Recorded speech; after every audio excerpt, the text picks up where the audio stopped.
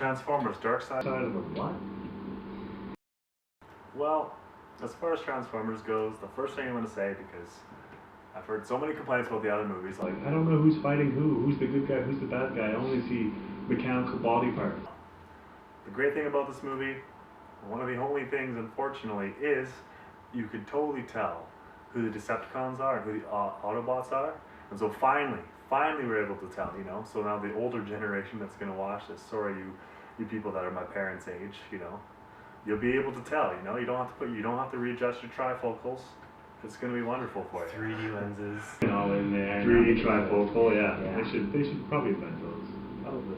People like Transformers. I mean, that's back in the old days, so obviously there's going to be older people going to this movie. They finally figured it out, and yeah, you're right. They actually did do a lot better job than the other movies in the sense of you can tell when a fist comes one way, it's a fist. You can tell that's a fist. You know?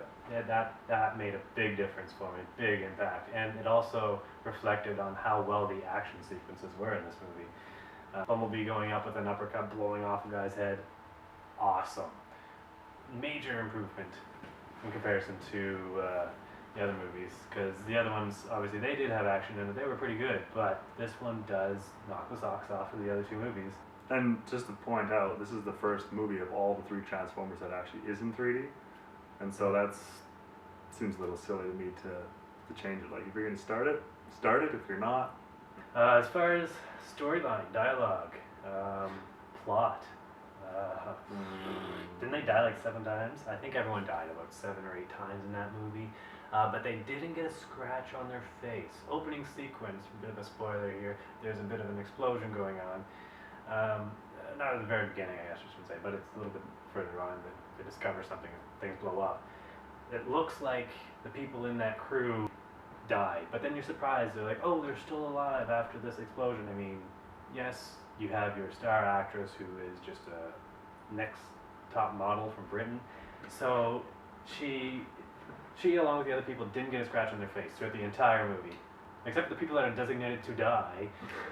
They don't have any explosions. But they don't need scratches because they just vaporize. Yeah, so there's nothing to it. Like, there's nothing there. I expect people to get hurt when they get shot. I expect a hole puncture or, you know, a scratch on their face when something comes in flying at their face. No, just me. We'll get to the supermodel. Unfortunately, every shot you have with her, they're trying to, like, show you her supermodel side. Like, don't get me wrong, I mean, she's a good-looking girl. Once again, just like for other movies, I'm gonna point out that, hey, if you want to watch this movie for a looky-loo, you know, take a look at that. Yeah, looky-loo, eh? Okay, I'm old. Get over it. But yeah, no, it's like she wears like 3 outfits like the whole time, right? So one's... Two colors. Yeah, one outfit's blue, it's like the sparkly blue, whatever dress for nightgown, whatever it is, I don't know. She drives off in. But pretty much, he's wearing white like the whole time. Ridiculous about that is she never gets as much dirt on it. I don't know. I think all you women out there, you know, as far as laundry, you would love her clothes. I mean, sign me up for some white stuff. I'm wearing white right now. Sign me up, because that's just, I'm not liking She's that. more of a, just to point out what she's like, for those of you who haven't seen yet, a Cameron Diaz from Britain, much younger.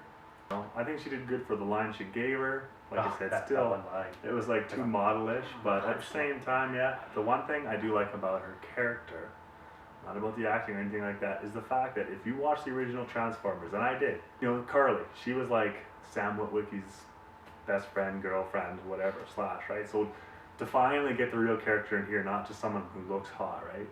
Like Megan Fox was there to look good, right? I mean, if you think she's good looking.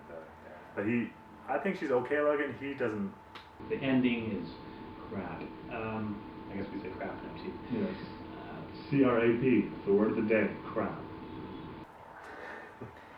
But the dialogue was horrible. It was something I could have written myself, and I suck at writing. Actually, no, sorry. Shia LaBeouf did actually a really good job in comedy. I really did enjoy the airport scene when he kind of walks in. He's all ticked off, and it's really funny. His lines are really good there.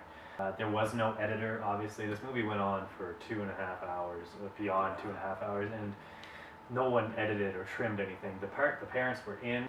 They really could have taken those out altogether. Parents, from start to finish, the entire part of the movie, they had nothing to do with the dialogue, nothing to do with the plot, nothing to do with the world ending. And they just added that extra half an hour that I didn't need to see.